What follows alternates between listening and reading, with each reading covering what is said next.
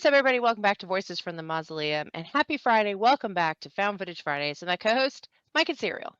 Hey everyone, hoping you're having a happy Friday and hope it's a lot better now that you're listening to us. So,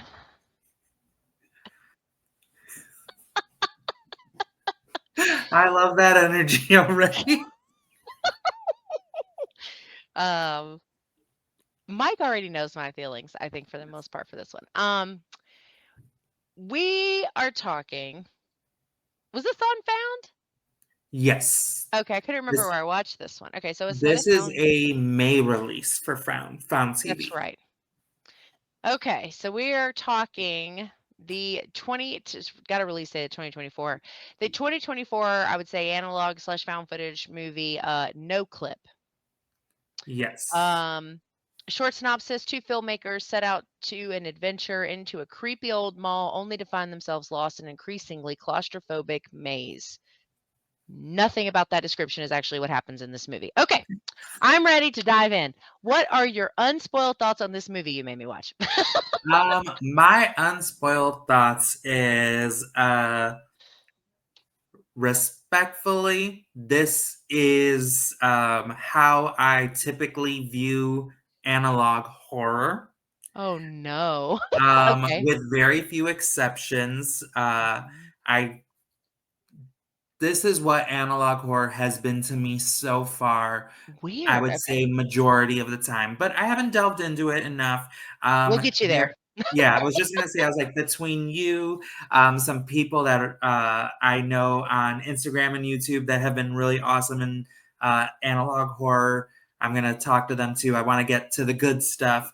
Um, Yeah. but it's very low key, low energy for me. Um, and unspoiled thoughts with this movie too is I feel like maybe I would have enjoyed it a little bit more if I understood liminal spaces a little bit more. Because I felt very unintelligent for this movie. Yeah. And I also I feel like they were going for a little bit of comedy. I don't think it delivered enough stoner comedy for me. And that's being someone who likes the adventures of Cheech and Chong and Jay and Silent Bob. And I think they were going for that. I think you're right. It I did just land. think that if you're gonna go for that, then you need to be over the top with it. Otherwise, you're just two bros with a video camera. And not even likable bros. Yeah. Okay, so unspoiled thoughts.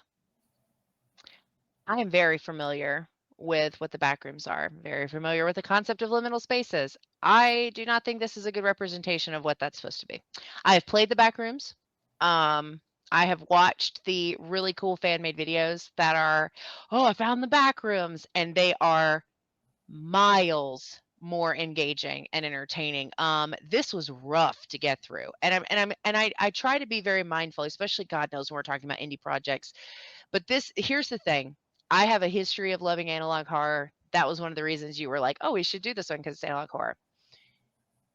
The This doesn't go anywhere for me. I felt like it was the same. First of all, it's not a creepy old mall. There's a million freaking people inside. It's brand new.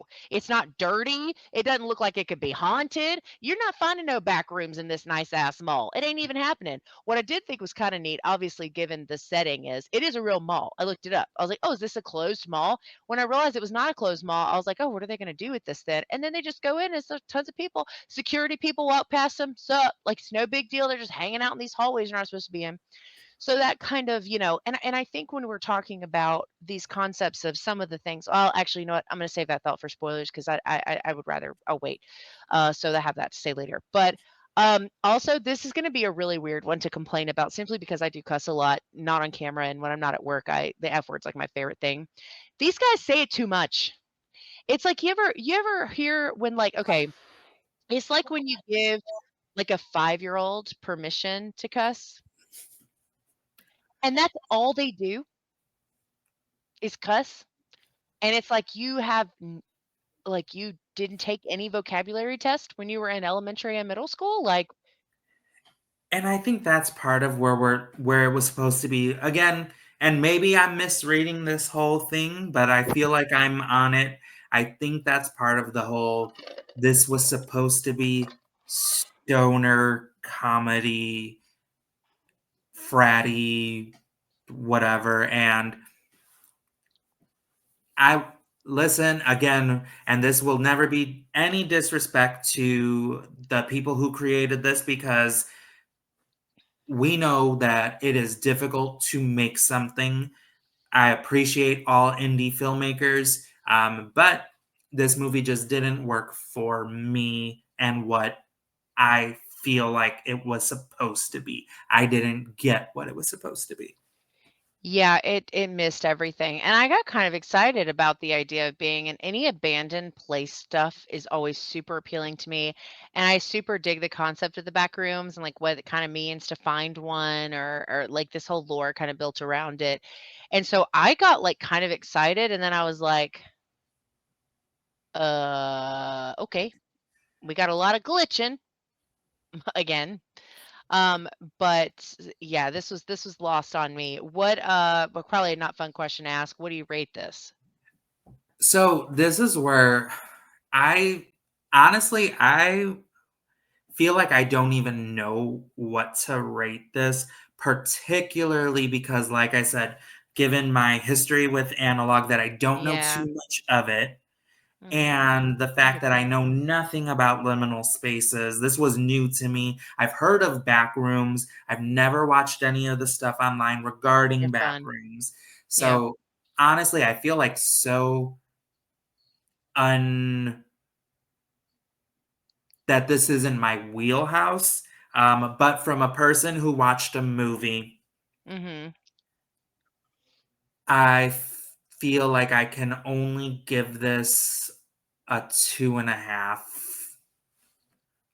It just was something that didn't work for me. It's not Yeah. something that I would want to watch again, unfortunately. However, what I will say, because I do this, and this isn't just to be a certain way, I love indie filmmakers so much. Yeah. And I like seeing people try something.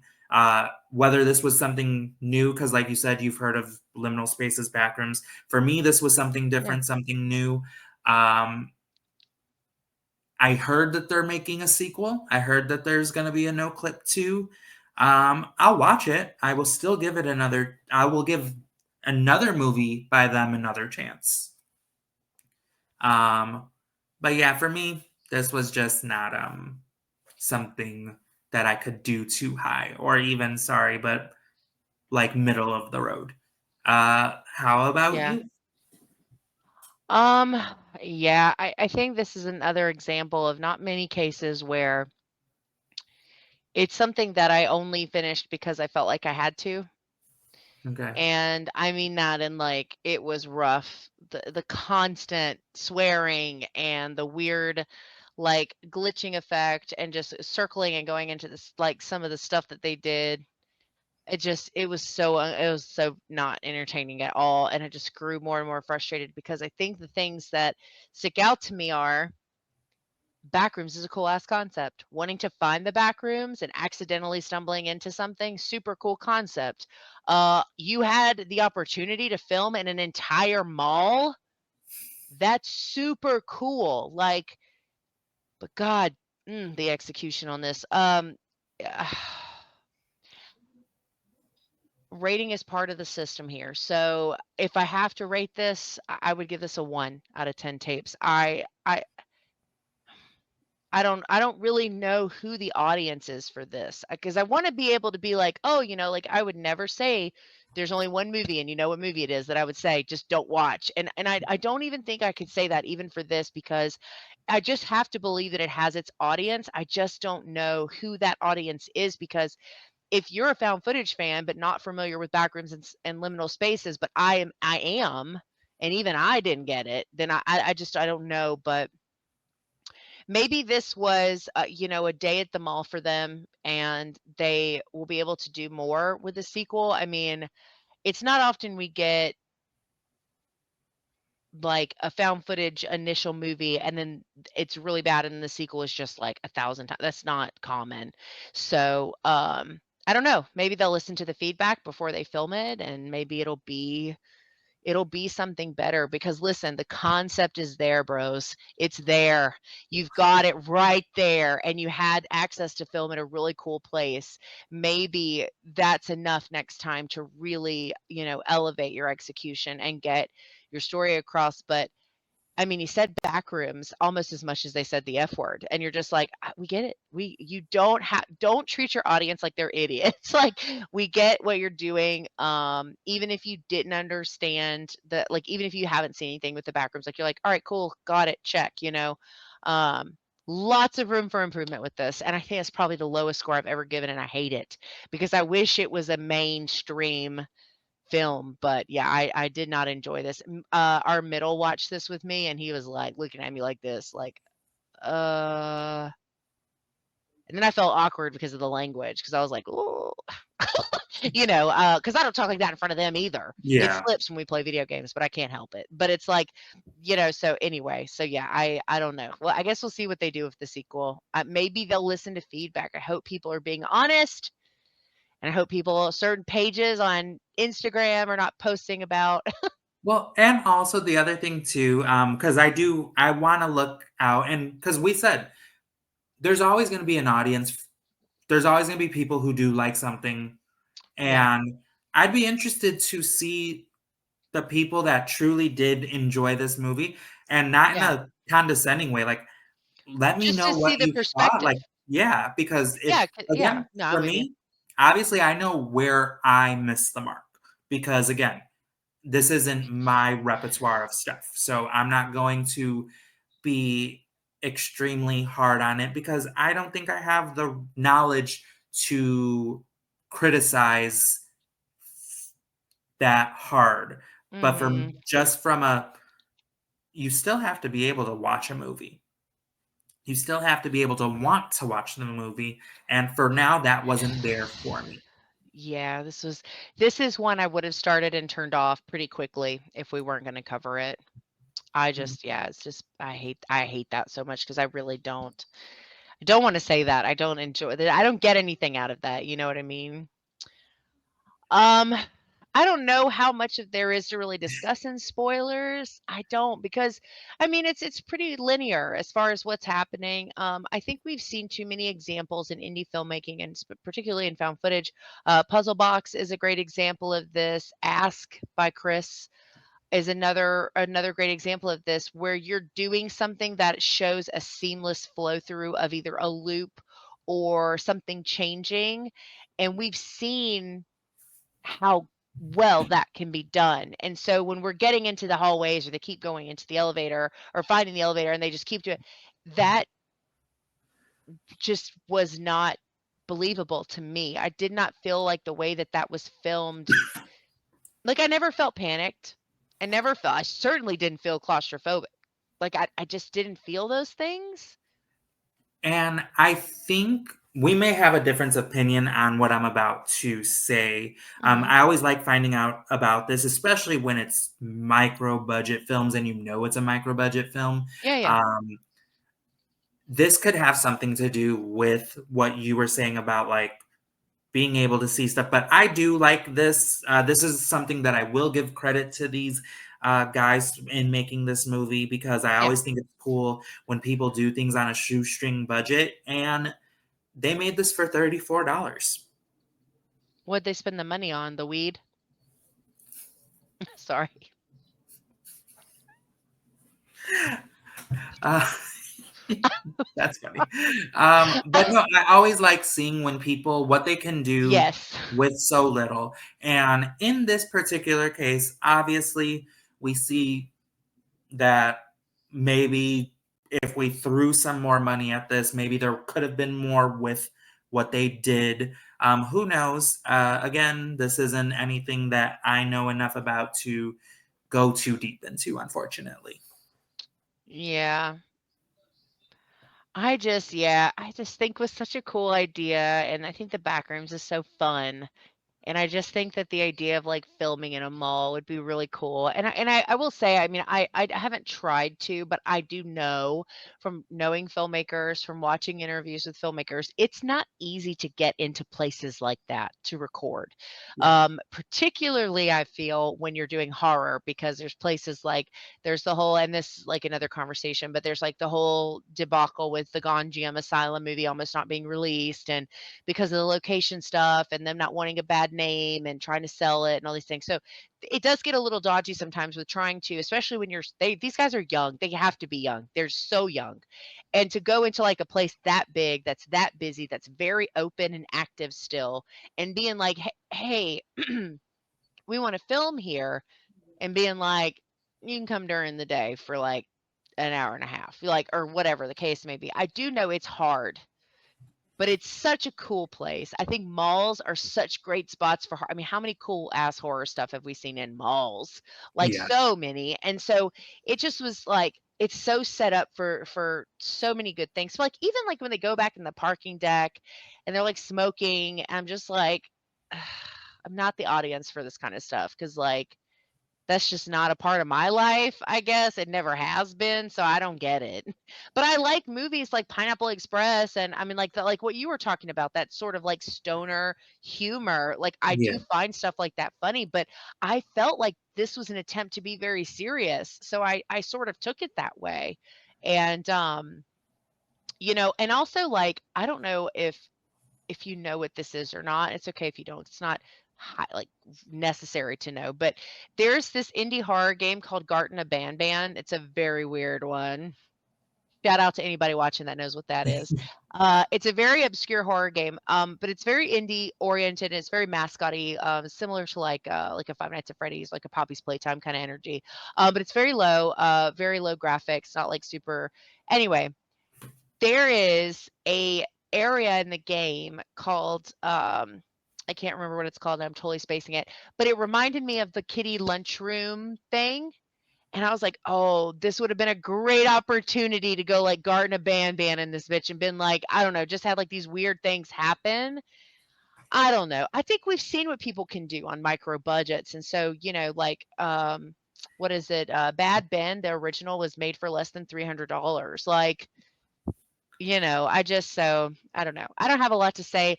I don't think this has like a massive storyline to break down anyway, but I just specifically wanted to talk about the idea of the looping hallway and stuff. And I yeah, think for me, and again, maybe I'm doing too much horror into an analog space that's unneeded.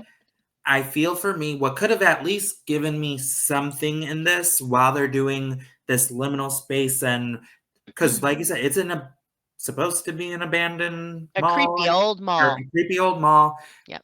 I feel like we could have had a space for some type of shadow effect where it feels like an entity is Guiding this. guiding them or haunting them or something.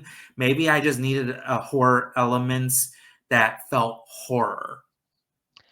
I just think, Um, yeah, I can I see just that needed because something. yeah. Yeah, I agree with that. I also think it would have been cool if they had found themselves on accident. I mean, there's ways to do that with a camera. You don't need a ton of money or expensive editing software to pretend like you ran into yourself. Yeah. You get like a third person to hold the camera on you too, and then you turn it. You know what I'm saying? Like that, just even little things like that to be like, because how freaking weird would it be to be in a mall? You think it's all good because it's daytime and there's tons of people there, and then you walk up on yourself in the hallway. Like that's super weird. So there's opportunities that you can do things like that cost nothing, right? And we get one of the friendly security guards to do it because God, they were friendly. They don't care about their job at all. They were just like, "What's up, guys?" They do not care. And they were drunk. I don't know if they were drunk for real. I would be interested to know if I'm honest, because they're like not walking in straight lines. And I was like, I don't know what's happening. Like I struggled with this one so bad. And I freaking love analog horror. And I'm so into the concept of the back rooms. I'm like, dang, bummer. Ugh. But so is found foot as is found footage. The way of life of being a found footage junkie Yeah. as we are, it just happens this way sometimes. And Not I don't everything's gonna know. be a hit. Yeah, I'll let you watch the sequel and then you could tell me if you think I need to watch it or not, probably. There you go. Um, yeah.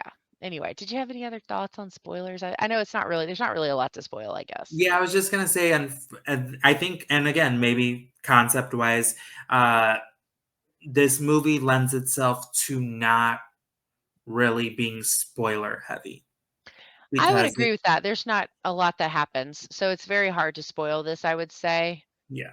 I would say, reiterating that the description for it is absolutely not anything like the film itself, so they should maybe revamp that. Creepy old mall full of people in the middle of the day. And it's fine if you can't, right? Like, it's fine if you can't get into a creepy old mall, but don't lead with that and then and then you're like in the middle of the day, there's like kids eating ice cream in the background. Like, I need it to be like, ugh, bummer. Anyway, or at least if the security guards had given them like hassling them or was telling them to get out of here or like they would in real life, Yeah. just something, just these little things would have just made such a difference, I think. So I don't know. I digress. But anyway, well, I think that's going to wrap up this week's episode of Found Footage Fridays. If you're not following Mike Force's links in the description if you need it. Don't forget, you can get 10% off the annual subscription for Found TV using keyword voices, just VOICES. Get you 10% off. It goes to a really, really amazing duet of people who really care about found footage and really care about indie filmmakers. And so it's going to a good place. Yeah, I think that's all we have for this week's episode. Thank you guys so much for hanging out with us on this episode of Found Footage Fridays. We hope you have a great weekend. Enjoy your week, and Mike and I will see you next Friday.